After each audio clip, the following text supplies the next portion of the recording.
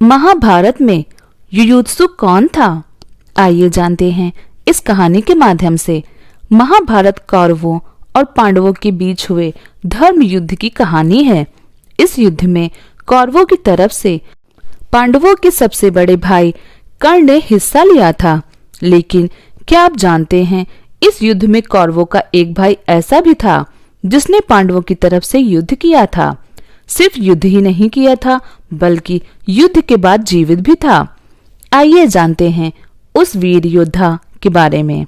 ये तो सभी जानते हैं कि धृतराष्ट्र के 100 पुत्र और 1 पुत्री थी, लेकिन सभी लोग यह नहीं जानते होंगे कि उनका एक पुत्र और था। जिस समय धृतराष्ट्र की पत्नी 2 साल तक गर्भवती थी, उस समय सुगदा नाम की एक दासी उनकी सेवा में लगी हुई थी। उसके गर्भ से धृतराष्ट्र के पुत्र युयुत्सु का जन्म हुआ था। युयुत्सु का जन्म भी उसी दिन हुआ था जिस दिन दुर्योधन का जन्म हुआ था। युयुत्सु एक धर्मप्रिय व्यक्ति था। वह अन्याय के विरुद्ध था और सच का साथ देता था, जबकि एक और कौरव भाई विकर्ण को छोड़कर सभी कौरव अधर्म के मार्ग पर चलते थे।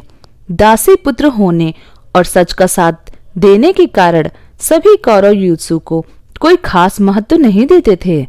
भीम को विष से मारने की योजना जब एक बार विफल हो गई थी, तब दुर्योधन ने एक बार फिर भीम को विष देकर मारने की योजना बनाई थी। उस समय युयुत्सु ने जाकर पांडवों को सब बता दिया था और भीम के प्राण बच गए थे। युयुत्सु कौरवों की तरफ से लड़ने वाले 11 महारथियों में से एक था। युयुत्सु ने अपने स्तर पर युद्ध रोकने की पूरी कोशिश की थी, मगर उसकी तो पहले भी कोई नहीं सुनता था, इसलिए सभी कोशिशें बेकार हो गईं।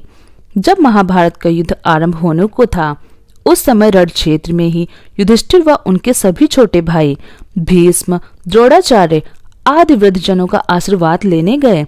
आशीर्वाद लेकर लौटते समय युधिष्ठिर ने ऊंची आवाज में कहा कि कौरवों की तरफ से कोई भी यदि धर्म की रक्षा की खातिर हमारा साथ देना चाहे तो उसका स्वागत है। यह सुनते ही युयुत्सु कौरवों का पक्ष त्याग कर पांडवों के पक्ष में चला गया था। युद्ध समाप्त होने के बाद बचे हुए योद्धाओं में से एक युयुत्सु भी था। यूं भी कह सकते हैं कि युद्ध के बाद कौरवों में से कोई बचा था तो वो युयुत्सु ही बचा था, जिस इंद्रप्रस्थ की मांग पांडव कौरवों से कर रहे थे। युद्ध समाप्ति के बाद युयुत्सु को इंद्रप्रस्थ का शासन सौंप दिया गया था।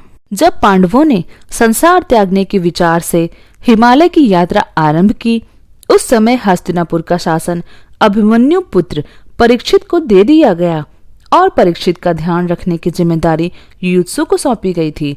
दोस्तों, अगर आपको जानकारी पसंद आई हो तो हमारे वीडियो को लाइक करें और हमारे चैनल को सब्सक्राइब करें। धन्यवाद। जय श्री कृष्ण।